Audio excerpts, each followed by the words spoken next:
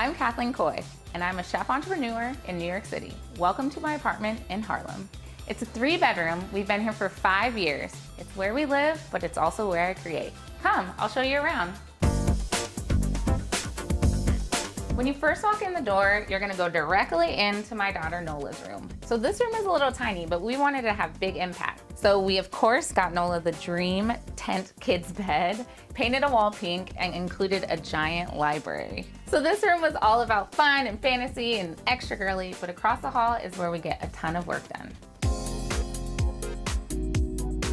In New York, space is at a premium, so this room had to be multifunctional. We included a Murphy bed for guests, a desk for when we need to do work, a storage space for scooter, and added extra storage. This is a room where I'm super busy, but let me show you where I go to relax. So this is our primary bedroom, and you can see it's quite a departure from the bright cheeriness of the rest of the house. The room inspiration started with this jungle wallpaper, and from there I chose a darker wall to create a more sultry vibe. But then I wanted to have a really personal touch. So I added our sign from our wedding to remind us that we're always better together. And to complete the jungle theme, we have nice lush linens that are dark green as well and bright colors just to make it a little bit bright. So you've seen where we work and sleep, but the heart of the home is this way. Follow me. So this is the heart of our home. We have our living room, our dining room, and our kitchen. It's where we spend the most amount of time and entertain our friends. So I got a gray, dark sectional to kind of bring in a little bit of a cozy vibe because the room is so white and bright and has tons of natural light. I felt like the room could handle a darker sofa. Right behind me is our dining room space. I wanted to have lots of options for seating. So I started with different colored chairs, and we turned our old coffee table into a bench so we can comfortably sit 6 to 10 people at our table. Being a chef and working in the kitchen is really fun for me, but I also wanted it to be really fun for Nola. So I got her her own little play kitchen, and right next to the play kitchen, there's a little chase lounge where we soak up all the views from the park.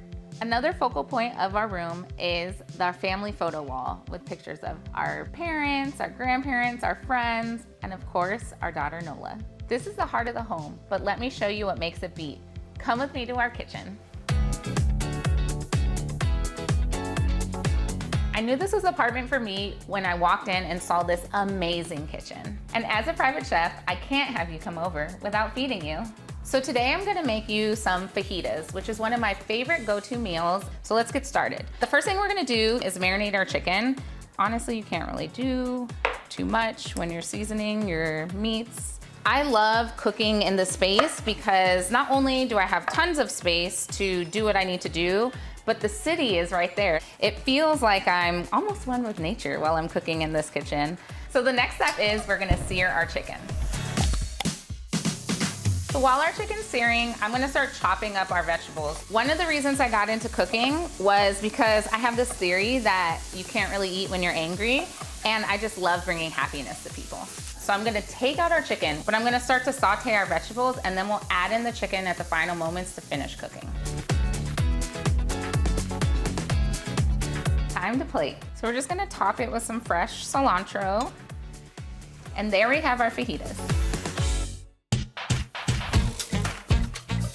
So these are my chicken fajitas, one of my favorite dishes to serve my family and friends. Thanks for visiting. See you later.